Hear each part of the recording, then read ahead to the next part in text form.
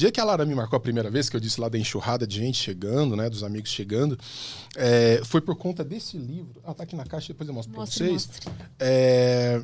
Que ela leu e falou assim, eu tinha lido o Rand, alguma coisa assim, mas comece por esse. Eu falo, cara... Isso, pega ele aí, que eu vou contar isso. Foi o que eu fiz esse livro, a gente pensou esse livro, a equipe trabalhou nesse livro, porque tem uma equipe de colaboradores, para isso, ou seja, para trazer um pouco mais assim do dia a dia dessa filósofa, dos seus conceitos, e depois, me interessei, eu vou a ela.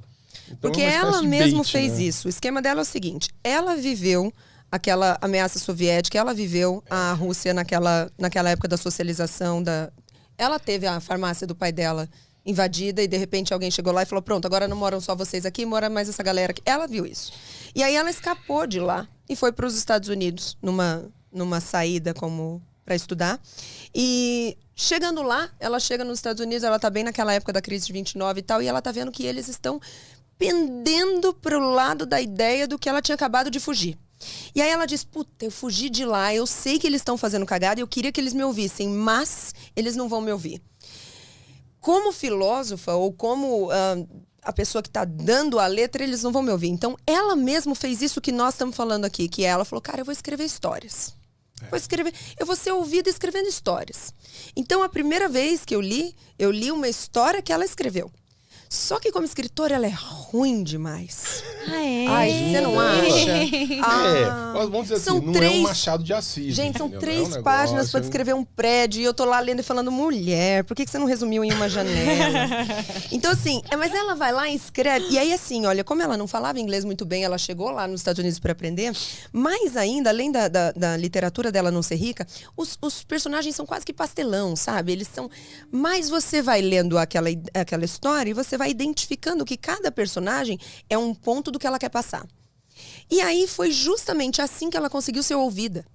Ela escreveu história, e a história foi ouvida, e a galera olhava a história e falava, puta, esse personagem aqui, ele tem uma atitude que eu acho que eu concordo, hein? Tem filosofia ali no meio. Então, ela achou uma forma inteligente de fazer as pessoas entenderem o ponto filosófico dela. Então, quando eu caí no livro dela primeiro, eu sou apreciadora de boa escrita, não me apaixonei perdidamente. Porque, como eu disse, ela é um pouquinho limitada na criação. Você caiu no livro dela primeiro? Aí eu ganhei. A Revolta de Atlas é famosíssimo, então... Mas em que momento você... Depois da Bíblia, se não me engano, é o mais vendido nos Estados Unidos. Ele é o segundo livro mais influente na cultura americana depois da Bíblia. E por que, assim, mas é um aqui no Brasil, eu só ouvi falar... Cara, Amy, o problema é que a gente vive num país coletivista. A gente vive num país que, historicamente, abraçou pautas totalitárias, intervencionistas, pautas paternalistas, populistas. E a Rand é o oposto de tudo isso. Então, quer dizer, houve um planejamento nacional para que essa literatura, para que esses livros não estivessem nas universidades e tudo. E é uma mulher. A gente sabe pouco de mulheres, né, que pensadoras. E aí você fala assim, não, porque tem que ser... Qualquer professor universitário conhece... Não conhece. Não conhece, não sabe nem do que tá falando. Não tem ideia. Então, assim, agora... E aí eu tenho que tirar o chapéu pra Lara. A Lara se tornou a maior divulgadora da Ayn Rand no Brasil. Ela tem uma rede extraordinária. Esse livro virou best-seller muito por conta da Lara, que está sempre citando esse livro e tudo. E esse outro aqui, eu coloquei a Lara ao final com um epílogo, né, a Farmácia de Ayn Rand, que é desse ano. Tá bem legal. Como uma forma de homenageá-la pelo trabalho que ela faz, porque, cara, é um legado.